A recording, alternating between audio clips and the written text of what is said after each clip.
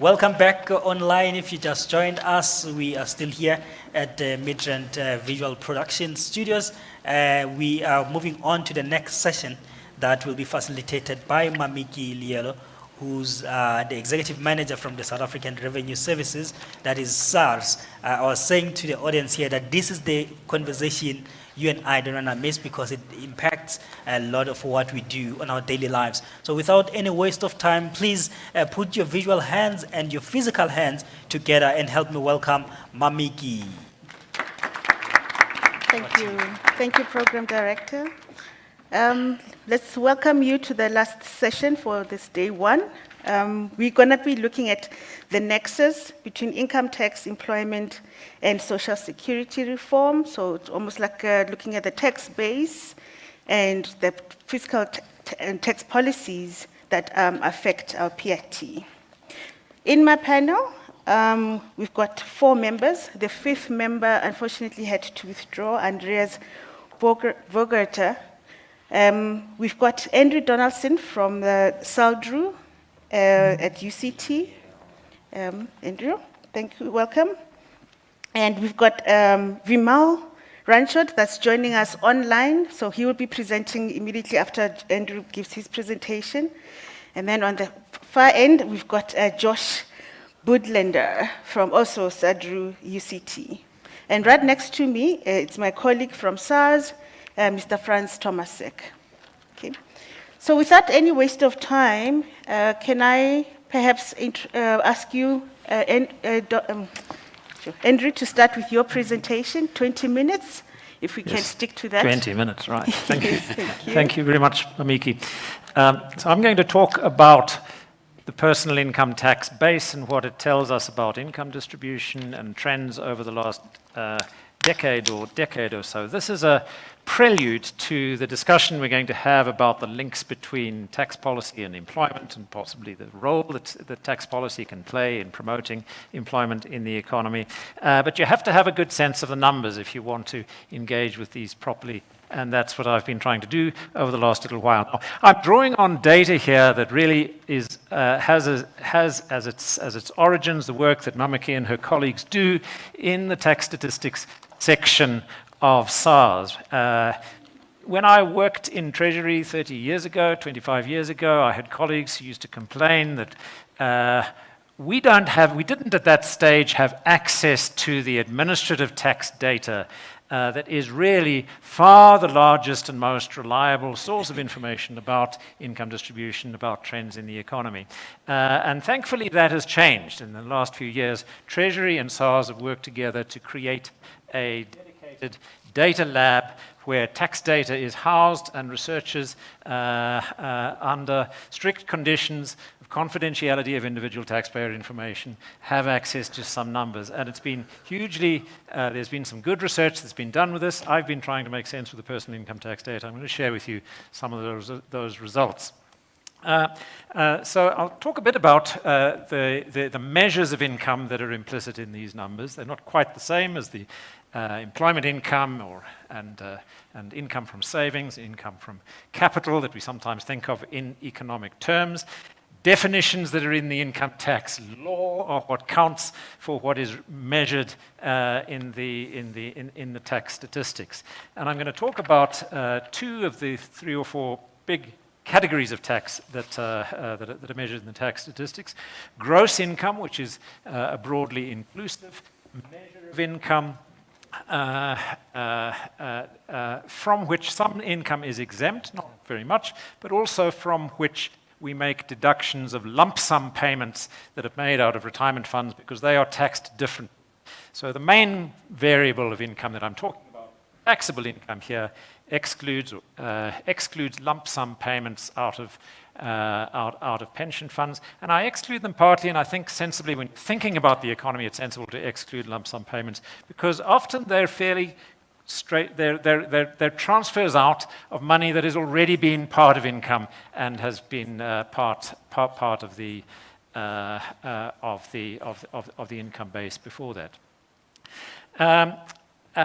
I'm also going to describe for you the outcomes of some changes to these numbers. So there are two big difficulties with the tax statistics of personal income over the last decade or so, and that is that the treatment of medical scheme contributions changed in 2012 and 2014, and the treatment of retirement funds changed several times, but a really important change in the treatment of retirement fund contributions in 2017. So that taxable income as measured and income before deductions or gross income as measured changed by quite large magnitudes. So what I do in this analysis is I correct for those changes. I go through a whole range of arithmetic adjustments in large spreadsheets of income by age, cross tabulations which are drawn from this tax statistics in order to create, as best I can, a consistent income series. And it's interesting, and I'll show you some of these pictures, it's interesting then to compare that, now a consistent tax data sourced measure of income, interesting to compare that with other measures of economic activity in the economy. And I'll say a bit about income distribution, and then I'll say a bit about extending that analysis, which can only be done with this tax statistics up to 2018 or 2019 now, because that's when tax data in the present database ends. I've also used some highly summarized data about the distribution of income, which were put together by the tax statistics team at SARS for the Financial Mail a year ago, that takes the numbers with some qualifications up to 2022. All right. Now, here's the context. Slowing economic growth, and we've heard a lot about that. We've heard a lot this morning about the stresses that the fiscus is under, the great challenge of service delivery under context of fiscal consolidation, and that rising debt burden that makes the job of Treasury officials so difficult right now. And there you can see the low economic growth and also the slowdown in economic growth and the shock to economic growth that occurred in 2020 with the impact of COVID and the lockdown. But look also at how personal income tax revenue rises as a share of GDP, as a share of that slow-growing GDP aggregate over this period. So personal income tax has made a rising contribution to revenue. It's been the strongest growing major component of the revenue system. Of course, it's not the only important tax source, but it's increased from something like 7.3% of GDP to around 9% of GDP by 2019. Now, one possibility is that the GDP number is wrong. If revenue is rising so fast out of income, maybe we're underestimating the growth in the economy. I think there is some underestimation of growth in the economy, and so I'm not discounting that hypothesis. But what I'm also going to show you is how the tax take out of income has increased through tax policy measures as well. And there's a summary of the tax policy changes we've seen over the last period. A 9% real decline. If you adjust these thresholds, tax thresholds for inflation, then we're taxing people at lower real incomes now than we were a decade ago. For the decade before that, it went the other way. So during the 2000s, particularly when the economy was growing, Treasury was able every year to give tax relief that was higher than the effect of inflation in the personal system. That changed this period of fiscal consolidation from about 2014 onwards. Other tax brackets adjustments were also not fully didn't compensate fully for inflation. We also had 1% increases in all the tax rates, 25 to 26%, 30 to 31% in this period, and we introduced a new higher tax rate of 45%. And then there were some changes to the retirement fund and medical scheme arrangements, which have contributed to some extent to rising revenue over the period that we've seen. So that's the context. Get a sense of the numbers here. Individuals who report income to SARS.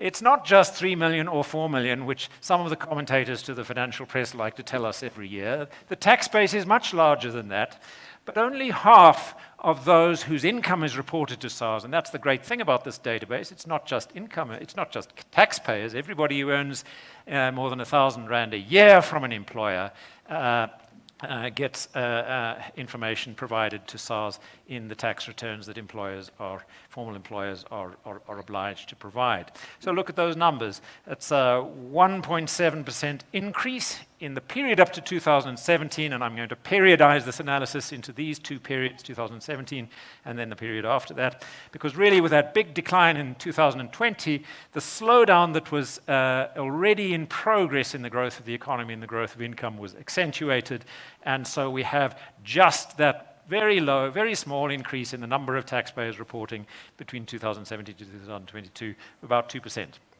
I don't have a great deal of confidence, I have to confess to Mamiki here, in the numbers that I'm showing you for 2022, because they're based on provisional numbers available in September a year ago. We're going to get updated numbers in due course, and these are my guesses as to what those numbers will be. So I've made adjustments to the SARS numbers to get basically looking at what's actually happened to tax revenue, because that's the reliable number that we do have that is up to date. Taxpayers above the tax threshold, and the tax threshold is different for those under the age of 65 from those over the age of 65, an increase that is faster than the overall number of increase in the overall number of individuals, also significantly faster than the average real growth of the economy over this period. So this has unusually, in economic history, been a period in which the numbers of people earning incomes in the formal economy, reporting income to SARS, appears to have grown faster than the overall economy. Economists think about the elasticity of employment with relation to output growth in the economy as somewhere around 0.6% or so. Well, it looks as if it's been higher than 1 in our economy for the last decade. That's a surprise. Gross income growth in nominal terms, 10%, as measured in the in the official statistics, but just 4.7% over the last few years. And notice that extraordinary large, rapid growth in lump sum extractions of money from retirement funds between 2011 and 2017. We don't really know what was going on here. Some people think that because there were concerns about the Treasury changing retirement funding policy and making it more difficult to take money out of retirement funds, that there was a tendency to withdraw more than would otherwise have been the case. But although those numbers are not large relative to this aggregate, that's a very fast rate of increase in lump sum withdrawals from savings funds. And from a policy point of view, the Treasury certainly doesn't like that. We would prefer to see savings being retained. We would prefer to see retention funds to translate into incomes in retirement rather than these lump sum withdrawals. Also get a sense of the overall income reported to SARS that's shown here is around half of GDP. And of course, a substantial part of GDP is accounted for by surplus and government activity, but surplus particularly in businesses and taxes outside of the personal income tax system, which make up the rest of the GDP balance. Taxable income around 85% or so of gross income, and those lump sum withdrawals are an important part of that, but not the only for the difference. The other important reason for the difference between taxable income and gross income is that retirement fund contributions are excluded from income for tax purposes. It's not the only exclusion, but it's far the most important. So of the various kinds of deductions that are allowed from income, donations to charitable organizations, for example, it's retirement fund contributions that are the biggest, and I'll give you some sense of how large those are. So these are the things that I adjust for, and they have the effect of raising my estimate of gross income for the years before 2017, but also raising taxable income estimates for the years before 2016 in order to get a consistent series. And so here you can see those changes. That's what the numbers look like on the left-hand side unadjusted. You can see the rather uneven growth, and then the big rise in the gap between tax before deductions and taxable income after 2017, because employer contributions to retirement funds are not part of the gross income or income returns that SARS records until 2017. And for analysts and researchers and economists trying to work on these numbers, that's a hugely positive and useful change in policy. It wasn't very helpful to have an important source of income to households, an important source of savings to individuals, excluded from the income that was reported for statistical purposes, even if it wasn't part of the tax system. Now it's there, and I make these adjustments to create a consistent series, and so you see a more consistent growth in gross income or income before deductions there, and a more consistent pattern of deductions associated with either employee or employee contributions to retirement funds. So that gives us this adjusted personal income tax base. Now gross income rises, not by 10% a year, but by 9.1% a year. This is, as best I can do, a consistent measure. That's still quite a lot faster than the growth in GDP. So we still see in these numbers something of an increase, and there are the percentages, 52.6% to 55.4%, an increase in the income reported to SARS as a percentage of GDP. So this is a decade, some people think, when SARS was under capture and its performance was declining. Actually, on these bare sort of high-level statistics, the performance of the system in getting employers to report the income that was subject to the tax authorities and tax policy improves over this period. Unless, as I suggested a little while ago, perhaps we're underestimating GDP growth. Taxable income rises a little more slowly, but notice also that sharp difference between the nominal rate of growth in income up to 2017 and the average rate of growth in nominal terms after then. Inflation has been higher than 4% on average over this period, so really we've just been treading water in nominal income terms for the last 5 years.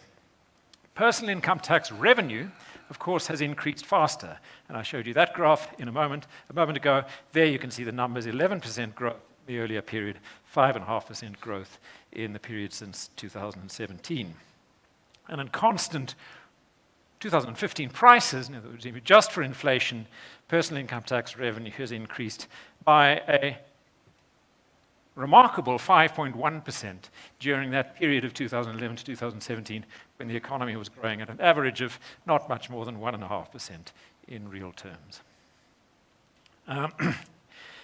Here's just a comparison for some sense what economists like to do, one source of statistics compared with another. And the top line is gross income as reported to SARS. And the other lines are compensation of employees, which is an important aggregate in the national accounts. And notice that it is less than gross income reported to SARS, as it should be, because of course gross income includes income from savings, it includes retirement incomes, it includes many sources of income that don't come from work, don't come from employment, or not earned income. And so, as we should find, the income that's recorded, the income that is potentially subject to tax, is somewhat higher than compensation of employees. Gross earnings as reported in the quarterly employment statistics, important quarterly survey of businesses and their employment numbers and remuneration paid, grows steadily in line with compensation of employees, but on these statistics grows a little faster. You can see the green line overtaking the red line here, which is another little bit of evidence that troubles me about our national accounts, because that also suggests to me earnings as reported to employers and recorded in the quarterly employment statistics growing faster than compensation of employees in the national accounts.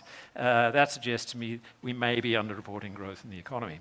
But notice also that the quarterly labor force survey is just a completely unreliable source of information on earnings. We know that. It's got a very limited way of asking questions about earnings. Josh knows more about this than I do. It's a good source of information on employment, but it's not a large enough survey either for that purpose or certainly for giving us a record of overall employment. So don't ever rely on estimates of growth in remuneration in the economy or income in the economy that come from that source. Now, I'm going to run out of time in a moment, so I'm going to very quickly just going to make the last points here, which are about the trend over these two periods or over this full decade.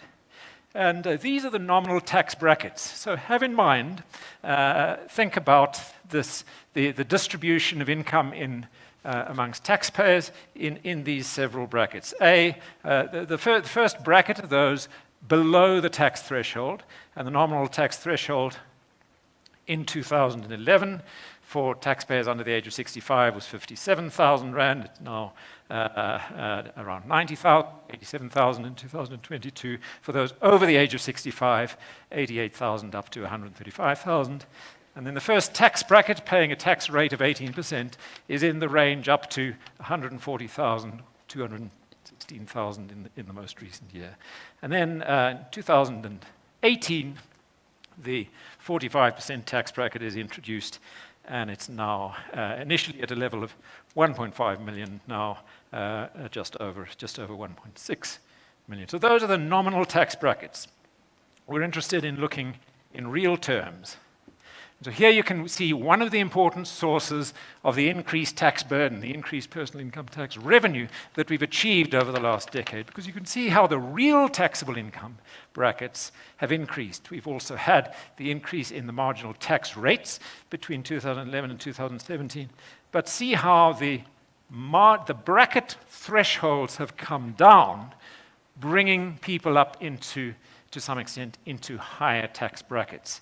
And those are quite significant shifts. The 40% tax bracket of 800,000 down to 618,000 a year now, in real terms, in inflation-adjusted terms, together with the increase of 1% in that tax rate. So tax policy has shifted somewhat towards higher rates of tax over the last period, and this is one way of indicating that.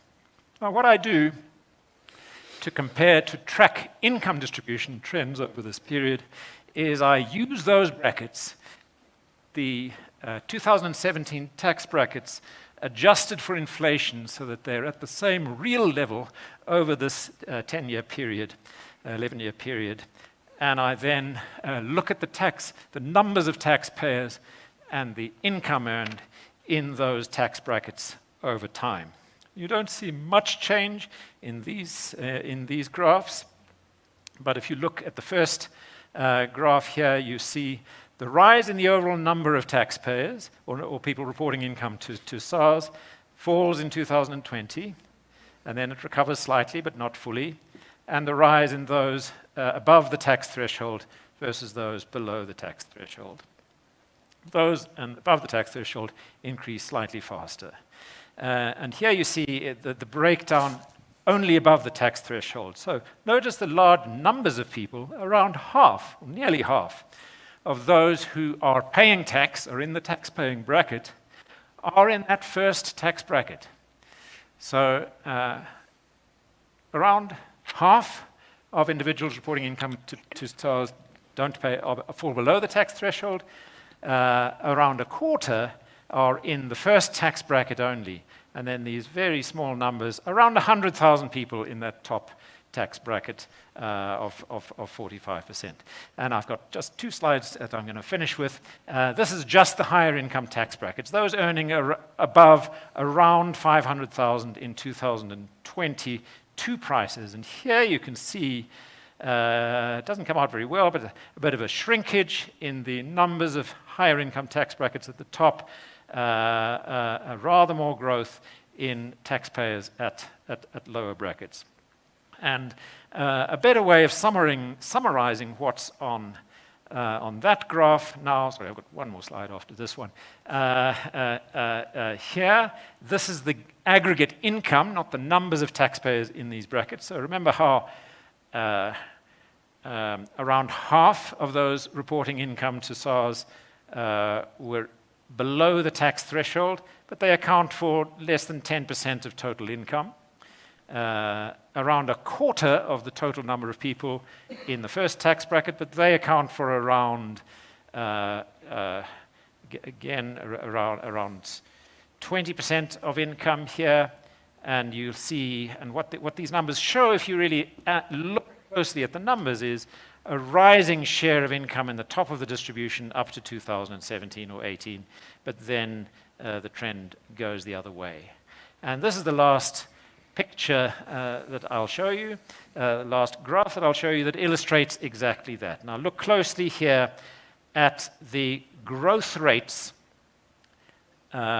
between 2011 and 2017 and 2017 to 2022 by income group. And remember that these income groups are now real income groups. These are, as best we can do, inflation-adjusted, constant income groups. And you see how between 2011 and 2017, the fastest growth is in higher income brackets. So we have a shift upwards in the income distribution.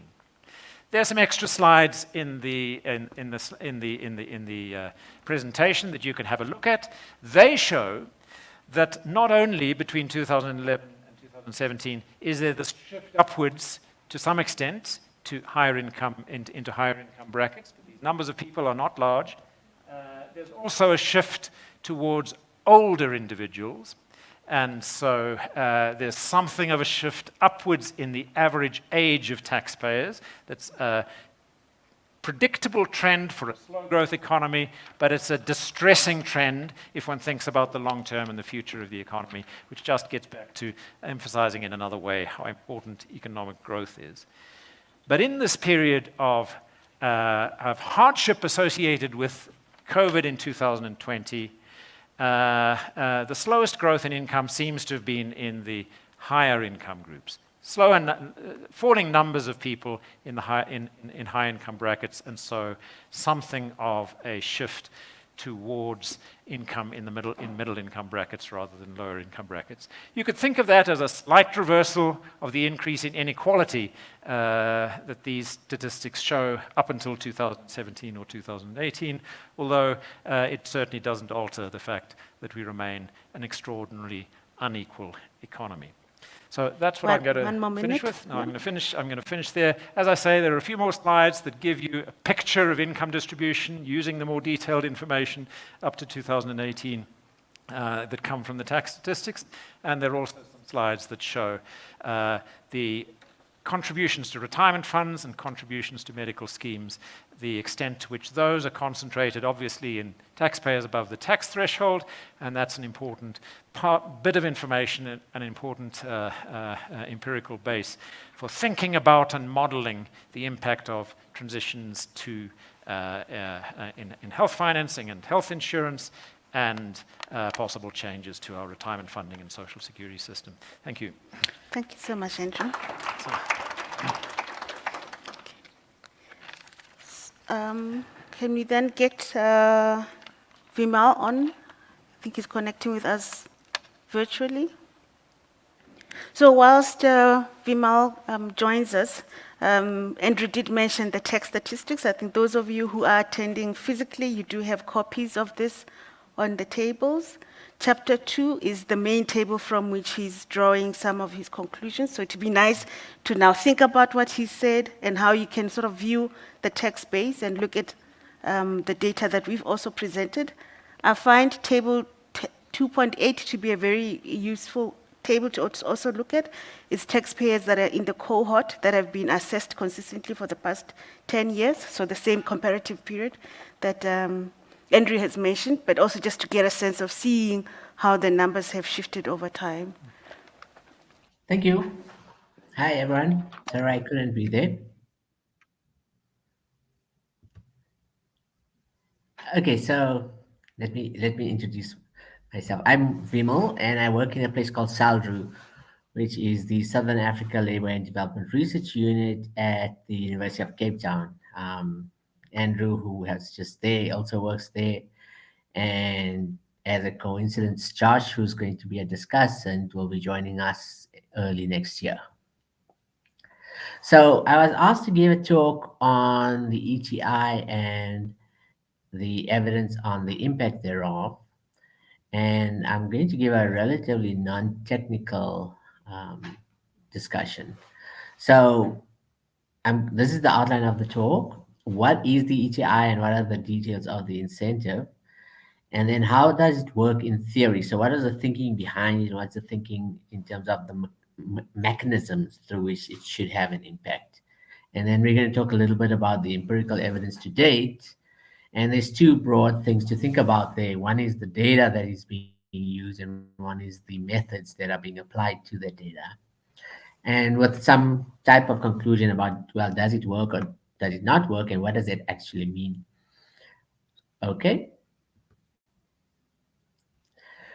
Right. So the reasoning behind the ETI, or the motivation for it, which happened about a decade ago now, is that we had a really high unemployment rate, which has doubled that of the rest of the working population.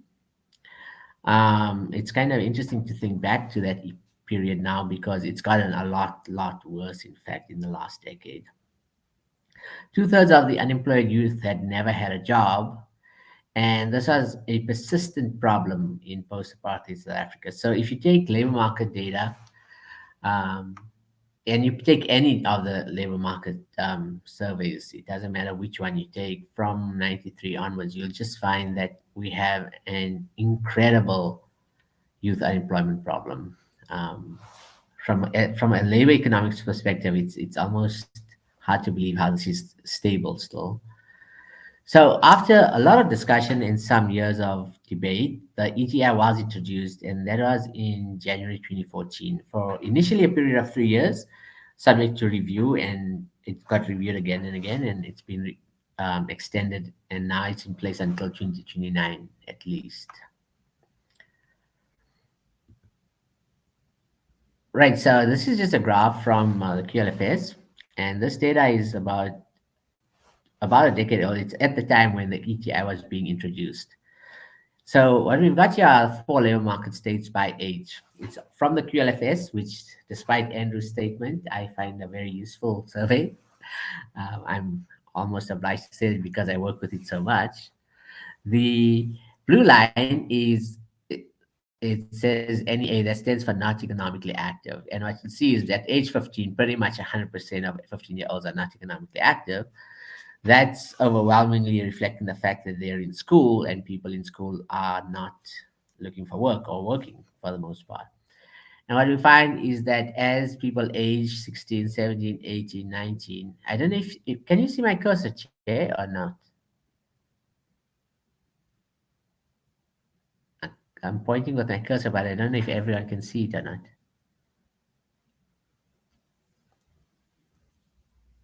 Well, I'll just carry on. As we go up the blue, okay, great, thanks. The blue line shrinks and shrinks and shrinks, and that's just a natural reflection of the fact that people are finishing school. Young people are finishing school and entering the labor force, and so they're moving out of not economically active. The orange line is what you would think of as the winning group, in the sense that they're the ones that leave school or leave not economically active, and they manage to find a job, right? And so what we'll see is that does increase as we go up: 18, 19, 20, 20. It's about 10%, and it goes up to 25% just so by age 22, and it keeps going up. But one of the things that's kind of peculiar and very consistent in South Africa is how low it plateaus here. It really doesn't get very much beyond 50% of the working age population, or at a particular age, have a job. So this is relatively low by any international comparisons. And what's also the kind of the stressor or the socioeconomic problem is these in between groups, the yellow and the gray, because those represent the unemployed, with two different definitions. The strict unemployed are the ones who say they want a job, they're available to work, and they're actively looking, but they don't have a job, right? So that group is the strict or the narrow definition of unemployment. But there's this other group in the yellow who say they want a job, they're available to work, but they stopped looking. And this is what we call the discouraged unemployed. And if you see, that group does get bigger and bigger with age, in part because there's a limit to the amount of time you can spend looking for a job without being successful in finding one. And so that's the kind of characterization of our unemployment problem, that we have a large youth unemployment problem. And embedded in there is the fact that for many people, it takes years after they leave school to get their first job. So that was the context for this ETI. What is it? It's a tax incentive in the sense that people get to claim a credit against the payroll taxes for the young people. And the young people need a definition for what's young. In this case, it was people aged 18 to 29 years old. And the incentives are such that you have to pay the minimum wage. That's new because the minimum wage is relatively new. When it was just introduced, there wasn't a minimum amount that had to be paid. But anyway, the point is now you have to pay the minimum wage and you get 1,000 rand discount or refund or rebate. You get a set off basically 1,000 rand out of your taxable income for young people whose wages are not too high, right? So from 2,000 per month to 4,500 per month. And then this decreases linearly from that point on. So it gets smaller and smaller and smaller from 4,500 to 6,500 until it gets to zero. At 6,500 or above, it's no longer in effect. And so this is almost by construction a way to target relatively low earning and relatively unskilled young people, because if you look at the data, that's where the biggest unemployment challenge is. Okay.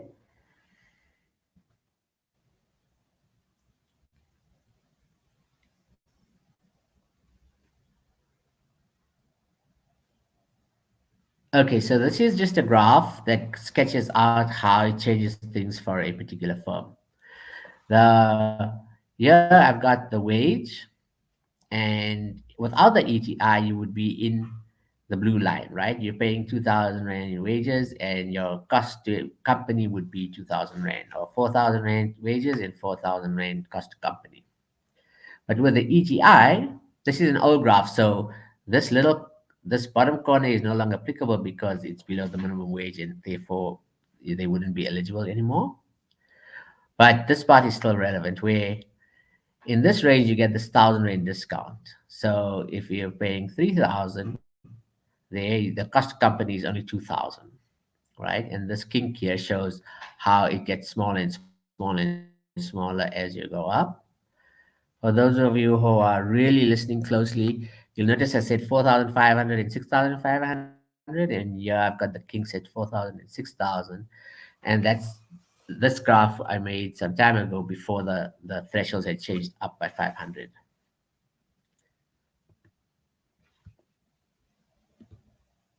Okay, so what's the idea? The idea is I'm a firm and I'm thinking of hiring someone or not hiring someone, and the incentive is such that it's reducing my cost as a company, right, or a firm. And that should make things such that the youth employees or the potential employees are slightly more attractive to me as a firm because they cost me less than they would have otherwise. And therefore, I would be more incentivized to hire young people and hopefully create employment or stimulate employment in that manner. This was really important in part because of that first job issue and the lack of experience issue. So, one of the things that has been discussed at length in the South African literature is that this first job may end up generating some types of persistence or poverty traps, because many times you're looking for a job and people ask you have experience, and if you say no, then you don't get the job. But that makes it especially difficult for entrants, and this was one way to try to get to just provide some incentive and assistance to this group, the what we call the transition, the school to work transition. visually, if you've done Econ 101 or some like that, of course, what this would be looking like is if I've got a labor market with a labor demand curve and a labor supply curve, the usual crossing, one goes up and one goes down, the supply goes up and the demand goes down.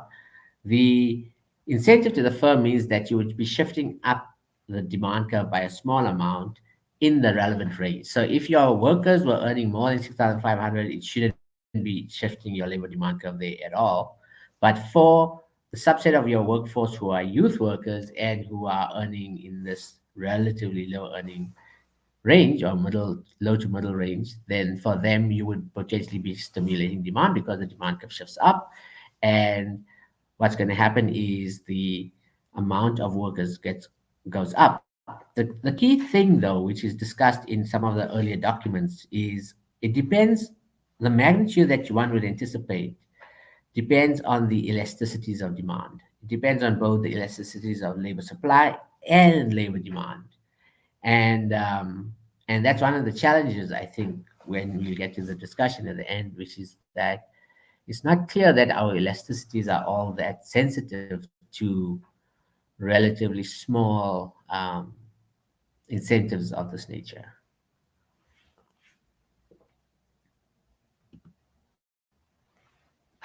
Okay, so this is a graph from a paper that I wrote many years ago now, almost 10 years ago, I think. And what we were doing was we were looking at what happened. So wave 12 is just before the ETI, and wave 13 and 14 are in 2014. So this is 2014 quarter one, this is 2014 quarter two. And we were looking to see what happened to the employment rate amongst youth. And here we've got youth, and here we've got a comparison group of non-youth. As you can see, the older people, which are everyone else up to age 60 or 65, I forget now, what we would call the comparison group or the control group. And before we created the graph, we would have expected or hoped to see that this line here went upwards here at some point, right? Um, but what we found is that it actually went down slightly, but mostly it's just flat across this entire range.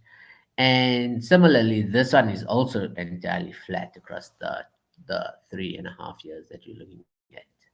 And that, in essence, was that paper. We did a lot of regressions and tests and statistical analysis, but the end point from that paper, which was a very short run analysis, was that we could find no effect of the ETI on youth employment probabilities or job finding rates for that matter.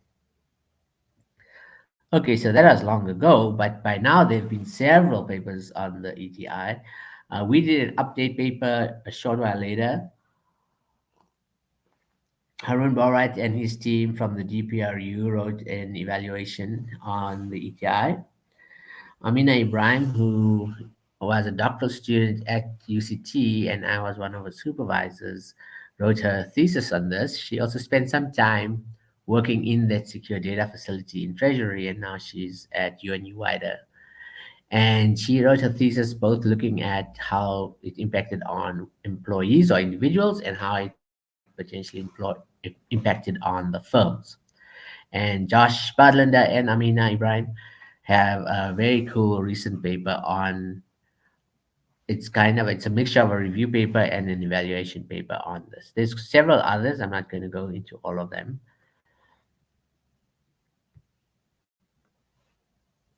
Okay, so now I'm going to just talk broadly across these different papers and what I take away from them. It really matters what's the focus of the paper. Is the person or the researchers, are they trying to understand what's happening to people or individuals, or are they trying to focus on what's happening to firms?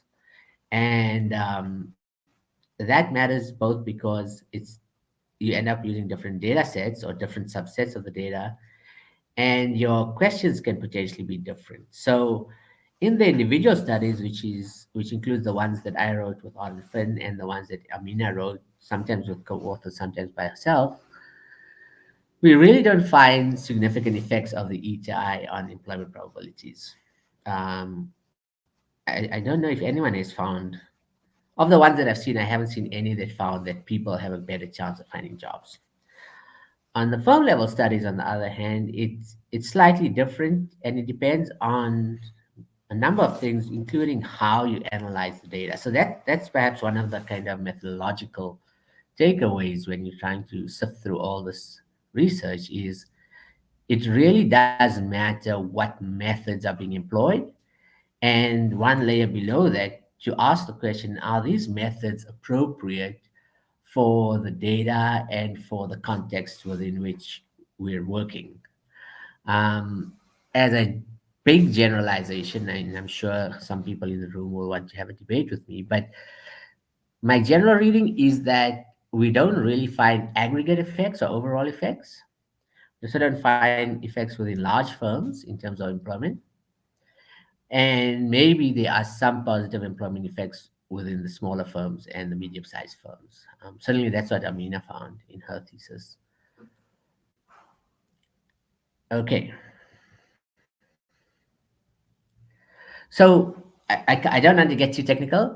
There's a number of different estimators that are used, and the key issue is, in some sense, how does one measure the counterfactual? Now, economists talk about this all the time, and what we mean by this is the counterfactual is a hypothetical which we want to measure of what would have happened in the absence of, right? So in this particular case, it's what would have happened to employment in the absence of the ETI. Now we know what happened in the presence of the ETI because we have the ETI and it's a national policy. But then the question is, how do we get a measure of what would have happened without it? And people use different types of estimators. So, for example, in the paper that I wrote with Arden, we look at the older people as our counterfactual group. We say the older people were not eligible to receive any type of subsidy, and therefore the impact on the firms hiring them should be muted if at all is anything there. And so we're comparing basically the trend in employment for young people relative to the trend in employment for older people. And we found that nothing had changed much, as I showed in the graph. The matching estimators are slightly different. Harun and them use this one, I know that, Borat et al. And what they do is, especially with firms, you're trying to say, well, who are the firms that did actually claim and did not actually claim the ETI? And we can generate a time trend for these two groups of firms, and we can see what happened to employment within them. What you will find is that the ones that did take up the ETI tend to have a higher growth in employment numbers after they take up. The challenge, though, is to be convincing about the fact that the temporal correlation, which is that they do have greater growth, is because of the ETI. And that's actually much harder to establish because, A, there's the possibility that if I know I'm going to be hiring more youth, then I better get the ETI because it will help me to sustain that growth. There's also a different type of confounding factor, which is that if I think that claiming it and doing all the administration to claim it successfully is about being organized and professional and having a well-run HR department, and then the things that go with all of those are likely to mean those firms are different to the ones that did not claim. And that's the key requirement. Are you comparing apples with apples, or are we comparing apples with pears? I don't find those ones to be extremely convincing, but of course, like I said, there is going to be significant debate here. The event study design is a little bit in between, where the crucial thing is you kind of think about when a particular firm decided to take up the ETI. And so we have different firms taking up at different moments in time. And we can always, for each individual firm, we can ask what were they doing before and after, and use the fact that there is some variation in the take up point as a useful piece of information. So, yeah, that's all really wanted to say on that. Like I said, there's going to be debate, and I'm happy to, you know, accept that that's always going to be true in this field of work. So, does the ETI work? Now, given that there's going to be debate, I'm going to tell you what I think, but it's by no means what everyone ought to think. I think it depends, and depends what we mean by does it work. with no pun, no pun intended, that is the ETI effective at what it set out to do? Let's say it like that. So if we're focusing on aggregate youth unemployment, I would say no, it probably was not. Youth unemployment increased substantially over the past decade.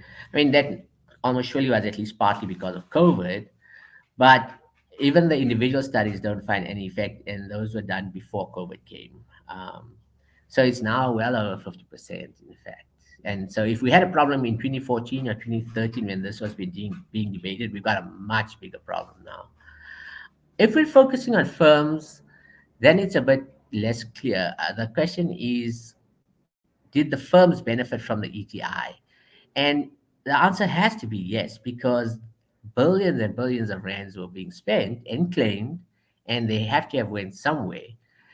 The one of the things that Amina did in the thesis was look at where and who's claiming, and I recall that she found that a really large proportion of the claims in aggregate value were going to a small number of big firms. So big firms, which constitute a small number of claiming firms, were getting maybe half of all the benefits of the ETI subsidies or incentive scheme. Um, some firms may have increased the number or share of the youth, but even here the evidence is it's kind of mixed, I would say, or ambiguous or uncertain. It's not very clear to me. So Hi, Vimal. I've got two more slides. Well, Hi, one more slide. Vimal. Hello? Vimal, can you hear me? Yes? Yes, Chair. I think we unfortunately have run out of time. If you may just conclude maybe one more sentence, that would be appreciated. Thank you. Okay, great. This is my last slide. Thank you, Chair. Just it's a point to make that if you think of the history, we started this ETI. It was introduced with a lot of debate and, in fact, conflict at the time as a way to reduce youth unemployment, but it has not been successful at that because youth unemployment is at record highs even within the South African context, which is globally off the charts. It was never motivated as a transfer to support businesses, so that kind of changes how I think about the second point, which is that almost surely it does benefit some businesses.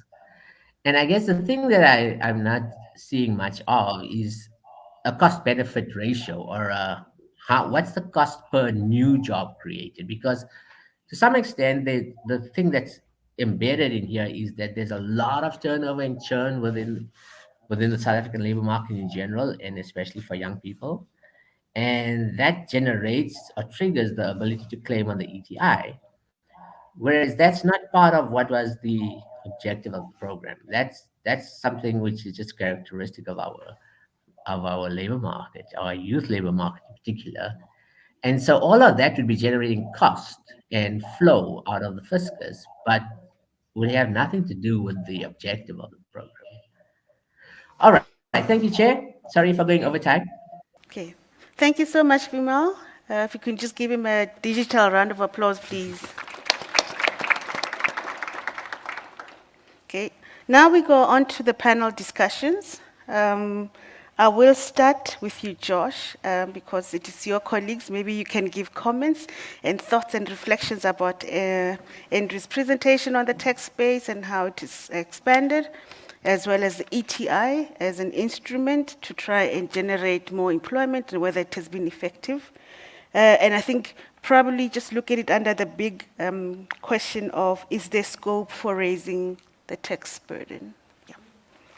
Thanks. I'm gonna focus a little bit more on Vimal's presentation because I know more about the ETI than the income tax stuff. So I thought Andrew's presentation was very interesting, and I do have some questions if I have time for them.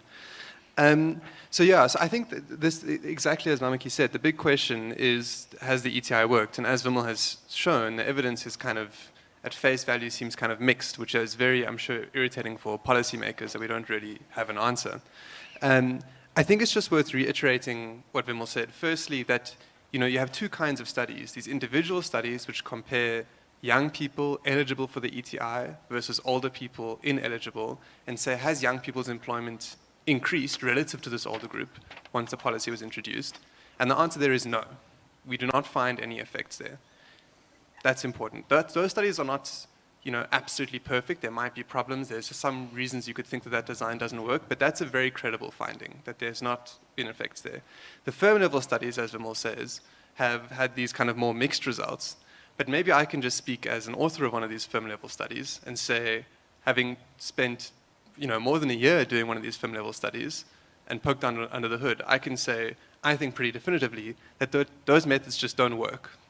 Those firm level studies do not work because you're trying to say, let's look at employment at an ETI firm and compare it to employment at a non-ETI firm and say, did it grow more at the ETI firm after the ETI came into effect?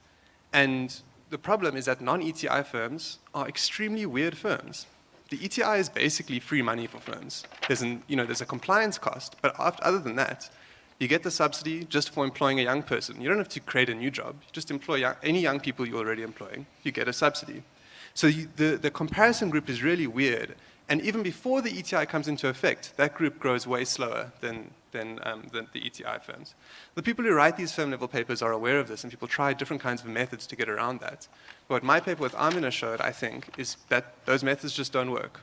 That doesn't mean that the firm level studies say there's no employment effect. It just means that the existing firm level studies can't tell us. So what we're left with is individual level studies, which do not find an effect, and firm level studies, which in my view are basically don't work. So what do you then conclude? Now there's some evidence from the firm level studies, including my paper with Amina, which I think shows potentially some employment effects, but it's really marginal kind of stuff. It's really hard to tease it out. And if it's the case that these employment effects, maybe they exist, but if they're so small that you can't see them in the data, what does that tell us? I mean, it's exactly what Vimal was saying. There's a cost-benefit analysis which needs to be done here. And the amount of money that's claimed in terms of the ETI is not insubstantial. In the 2019-2020 tax year, so before COVID, it was 4.8 billion rand, right? In the 2020 to 2021 tax year, where we had this expansion because of the COVID relief, it was 7.2 billion rand. That's money that, now policymakers may say, what other kind of policies do we have that might be encouraging employment? And that's a good question. I think that there are not very many good ideas right now. But if you're spending 5 billion rand just on a dream where we don't really have evidence yet that it works, you've got to think about what the alternatives are. I mean, one thing that comes to mind immediately for me is the presidential youth employment stimulus. 6 billion rand, 5 billion rand, 7 billion goes a long way towards that program. And just one subcomponent, the DBE employment program, employs 300,000 young people in each phase. So to me, I genuinely don't know whether the ETI creates jobs. I suspect that if it does create jobs, it's pretty small because we can't see it yet. Nobody's seen it yet. So we need to think about what the alternatives are. I understand there's probably some reluctance within government. They've put a lot of work into the ETI. There was a lot of opposition initially. They pushed through. Maybe there's some worry about what does it mean if we now stop doing it. But I don't know. I'm not so confident that it is giving us value for money relative to the alternatives. I guess very quickly just on Andrew's presentation about income tax. I thought it was really interesting. I hadn't seen many of those statistics before.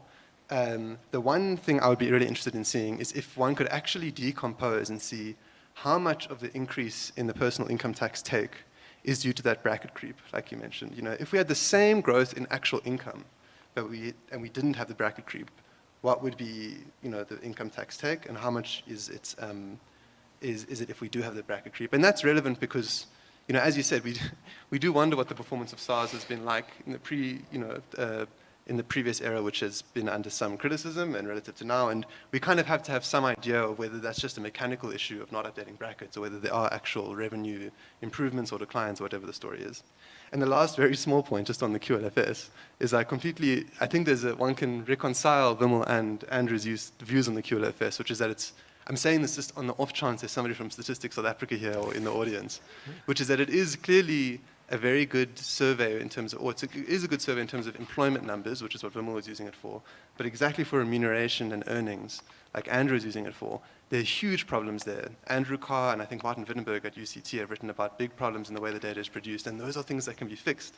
And there's hopefully somebody from Stats SA or is here and they can, I'm not the person, but Andrew Carr and Martin Wittenberg at UCT can talk to that. Thank you. Thanks for those comments, Josh. Perhaps again for those of you who are joining us physically and virtually, this is an opportunity to look at this and look at the data. In our tax statistics in Chapter 2, we do have a breakdown of the ETI refunds claimed, paid out by sector, CETA sectors. So if there are some of you who are looking for research topics and some areas that you can perhaps enlighten us on, or maybe a different perspective that you can assist us to evaluate the efficacy of this particular incentive scheme, that would be very useful. So to my colleague, Franz, can I also ask you the same question, your impressions of both research papers? Before I also forget, one of the things that we are looking into in terms of our tax statistics for this year's publication is also unpacking the beneficiaries of this incentive. You know, who are they? What do they look like? And which? Yeah. So we're going to try and see if we can include more statistics on that. That allows us to also unpack this further. But back to you, my colleague. Just the two presentations. What are your impressions? What are your thoughts?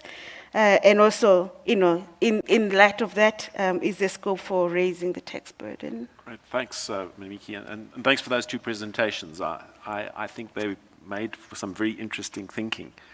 Just on Andrew's, it's something he wasn't in his presentation, but he mentioned it as he was talking, and that is the ebbs and flows in the real adjustments to the thresholds. And if you go back and look at the work from the inception of our democracy and sort of stage it through to now, you will actually see those ebbs and flows. As we're doing well, they increase faster than inflation, and then as times get tough, you can actually see that begin to contract. It's a very interesting indicator, or symptom of what we go through over time.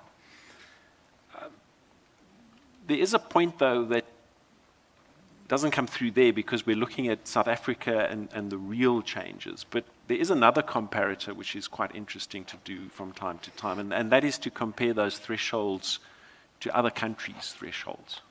Now, that can be a bit challenging because what sort of exchange rate do you use? Is it purchasing power parity? Is it the normal commercial exchange rate? Putting those to one side, though, that's another interesting comparison to draw to see at what stage South Africa's thresholds for, say, its maximum marginal rate or some of its marginal rates come in. You'll find that some countries that kicks in quite a lot higher than it does in South Africa. Some countries fairly similar. But again, an interesting set of comparisons to draw because we're a small open economy and people move. So a useful comparison. In the ETI space, I think there's something also, I don't know that it rises to the level that it starts impacting on the sort of economist's view of how effective the ETI is. But it certainly rises to a level that a tax administration gets concerned about. And that's been some of the abuse around the ETI. We, up until 2001, when we tightened up on it, we were seeing, and we may still see, I mean, that's work in progress, we were seeing the rebranding of certain kinds of training as employment. And it was done in such a way that in some of the more obvious cases, the people who were undergoing this training didn't even know they were employed. They literally didn't know that they were supposed to have a job somewhere. As far as they were concerned, they were undergoing some training, and in some cases, they didn't even know that the training was meant to last an extended period. It was very quick and then it was done. But somehow they were still on a payroll for an extended period. That's the kind of thing that SARS has picked up, and you will be unsurprised to learn there's a good deal of litigation that is in progress around that particular topic. But from our observation, it grew to some fairly significant levels. Interestingly enough, one of the things that really brought it to the fore was the grant for people in distress, because there was a test to see if you were in our database as someone who was employed. And so you applied for the grant thinking you were not employed, but there was an employer in the background somewhere that you discovered through that process, and that sort of, again, flushed some of this out into the daylight. So as I think Josh said, there's free money out there, and when there's free money, there are people who like to put their hands out who shouldn't. So just some observations from the administration side. Thank you. So I think, again, on what Franz is touching on, the commissioner did, in fact, report that in the session that he had with the Standing Committee on Finance early in April, he did indicate that we are looking at this ETI. It is a concern, the abuse around ETI. So if you want to go into just the numbers behind it, you can also find that on our SARS website. So I'm not sure, Program Director, do you want us to take questions from the floor and digitally before we move on to the next set of questions that I would like to ask the panel members? Yes, sure. We can take questions, I think, online and in person. I'm not sure how many questions would you allow. We are literally left with 19 minutes. Okay, so maybe you can take 3 questions. All right. Online, maybe I can take one. There's one from Anthony Julis, former Deputy Director General of the Assets and Liability Management at the National Treasury. He's saying or asking, how do you view the Zondo Commission reports impacting tax revenues between 2011 and 2017? Government consistently failed to meet tax revenue projections during this period, contributing to rising debt levels over the period. Any takers in the House? Okay, no, thanks. Let me appreciate, I think, some of the presentations came through. Maybe the part on my side, what do you think are the slippages in the ETI, and how are we going to, do you think that we need to kind of mitigate? Because, of course, they are there, but we need to find a way of how we kind of mitigate within, because as people get used to the system, they know how to work around, and we think that these are the real numbers, whereas actually it's just call it a tax benefit for a certain institution, not exactly the real job which comes out of the system. Thanks. By the way, this is Dalu, who was once at the National Treasury as the Chief Financial Officer of the Treasury. Okay, did I get that right? All right.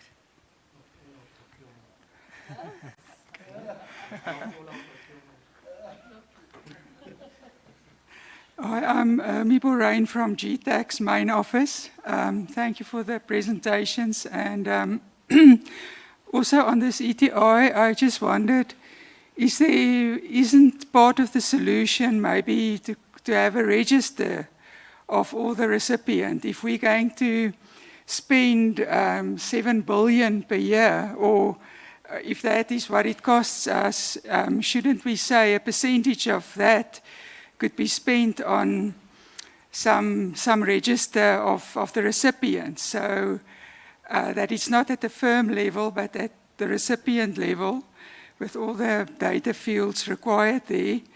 And in that, I mean, that type of system you can even give to a smallish company to run, and thereby create a bit of employment through that. But it's also a systemic type of thing, you know, that we should have better data to track where the money is going.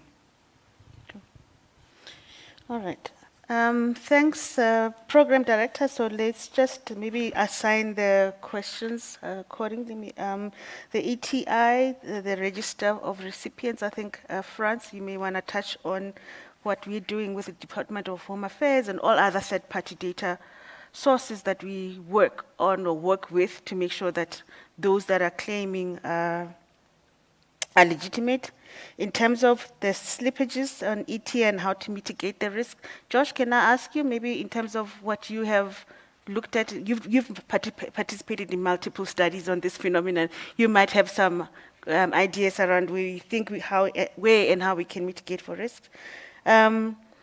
Andrew, you want to touch on the first question from Mr. Jules. Between 2011 and 2014, there were commission reports about SARS not performing, missing targets. How do you sort of weigh that off in terms of the conversation? Yeah, so tax revenue was strong relative to the economy's growth in that period, 2011 to 2017. But of course, economic growth fell below Treasury's projections in most of those years. So that's the reason why there were lags in revenue relative to economic growth. But Anthony said every year, it's not true. There was not a consistent negative outcome in those years. There were years in which total tax revenue matched or exceeded projections, and there were years in which it fell short. But within the overall tax structure, personal income tax grew quite strongly from, I haven't got the numbers exact here, but it's 34 or 35% of revenue to close to 40% of revenue, there's much more volatility in company tax, and particularly in those years when growth has been slow. And this relates, if I can just add this, Mamiki, to Francis' point about ebbs and flows.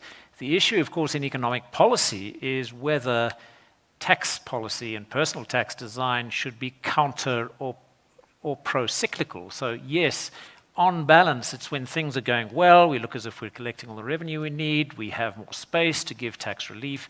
It's when things are tight, like the last few years, that there's a tendency to say, well, let's see if we can squeeze a bit more out of the tax system by not giving relief. And that's pro-cyclical. That has the effect of reinforcing the stresses in the economy during difficult times, and perhaps the over-exuberance in the economy during growing times.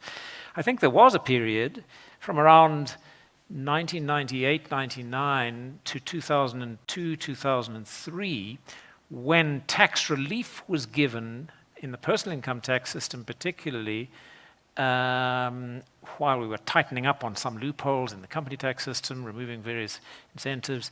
Tax relief was given in the personal income tax system countercyclically. The economy was not yet growing very strongly. Nonetheless, relief was given. And in my view, in those years, it paid off in the economic incentive sense. It paid off in the sense that tax relief contributed to a bit more confidence, a bit more growth in the economy, and contributed to the strengthening of growth that we saw in the period after that. I think that we have perhaps erred on the side of trying to extract too much out of the personal tax system in these tough years, in these consolidation years, which has reinforced the demand stresses in the economy. But those are difficult macro-fiscal judgments. Thank you. Josh? Thanks. So the question about slippages, I first got to say that I think it's a really good question, and it's also a tough question. I mean, maybe from the tax side, you'll have a little bit more information on for example, this is the first time I'm hearing about people learnerships, etc., being claimed as employment, and that is really relevant. I mean, it may also affect these program evaluations that people are doing. If in the tax data it just comes up as employment, then I've often been confused when looking at the data that what you see is firms, when they first claim the ETI, there's a big, there seems to be a big increase in employment at the firm, but it's not sustained for a year, like 2 years or 3 years, etc. And it seems like a weird artifact. Why are they only employing people when they claim the ETI and never again? You would expect there to be some persistence in employment. Maybe part of that is about this kind of abuse. So that would maybe one way of looking at it. The other thing, and this relates to the question about a register of recipients. I just want to do a brief shout out to the Treasury and SARS collaboration that made this tax data available to researchers, which I understand Mamiki was instrumental in getting started. That's what most of this research on the ETI uses, is this, this data that Andrew mentioned, this anonymous tax data. That is incredible data, which has allowed so much research. One of the things it does do is, in that data, is we can track individuals over time and see, who's claiming the ETI, etc. As a researcher, I don't have the ID number, and obviously I could never de-anonymize people. It wouldn't be possible, even if I wanted to. SARS, I guess, could do that. But you do see some weird things in that data which maybe help with the slippage stuff. So, I mean, when people work with this data, there's always this question of there's a number of individuals who have the ETI attached to their employment record, but they are over age, or they are over the earnings threshold. Or what I see a lot, because I was interested in how the minimum wage interacts with the ETI, is there are a number of people who are employed below the national minimum wage, but who have the ETI claimed on their employment.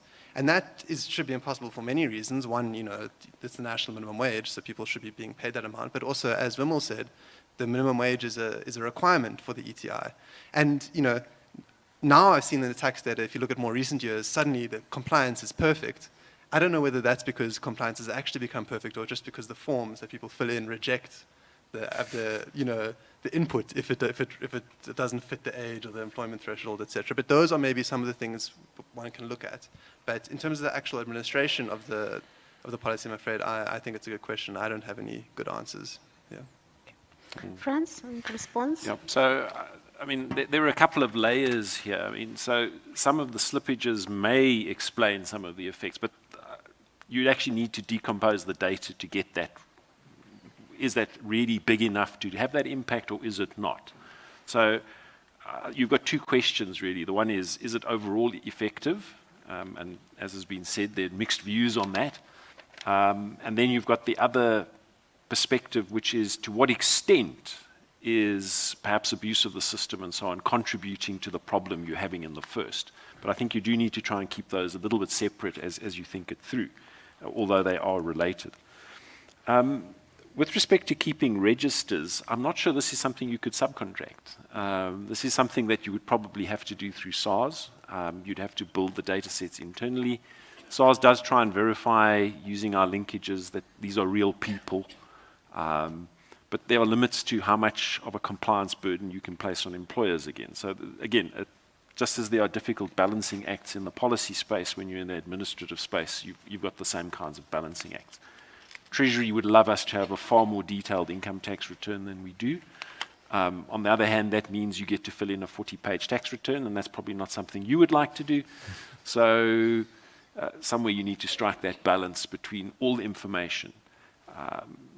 Obviously, in the individual space, since we're talking about that today, a lot of SARS's work has been trying to go to try and do as much of the work for taxpayers where we have the data, and leave them to correct us where the data is wrong, where we don't have all the data, or where the affairs are so complex that we can't do that for them.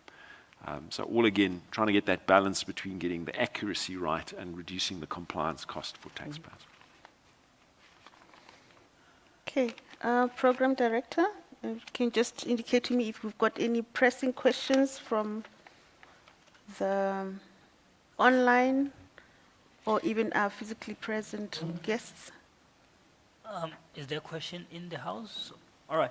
Online, there is, I think, just contributions about since the yes does not seem to resolve the challenges it was set up for. It is not ideal candidate for ending and utilizing money for social public spending, public employment, and employing frontline teachers, nurses, policemen, women, and social workers, etc. from Jose Filda Hlope. Yeah, just really comments coming through. And there we have Sheila also coming through that surely this is not a burden on employers. I don't buy this argument. Those are some of the arguments that are coming through and contributions. So I think let's close it there, Chair, with your permission, of course. Otherwise, there's a one pressing question in the House. We'll take that, and let's try and make it brief. Thank you.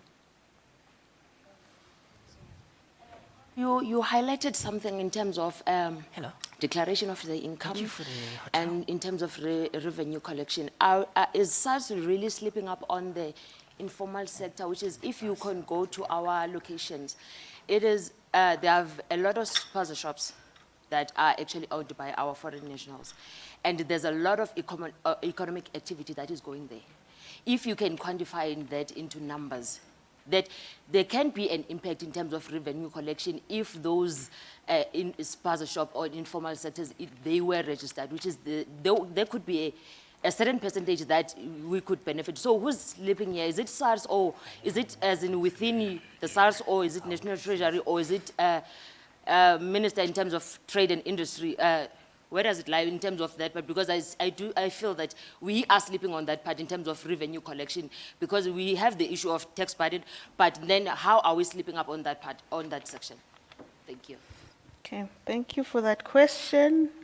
Andrew, I'll probably also ask you, having been part of Treasury, just from your perspective where you see possible opportunities, but maybe Franz, if you can maybe speak about the work that SARS is doing in terms of touching the informal economy, revenue recovery projects that are being embarked on to look at different payment platforms to reach out to different taxpayers. So you can. Mamiki, it sounds like you have a better answer to the question than I do.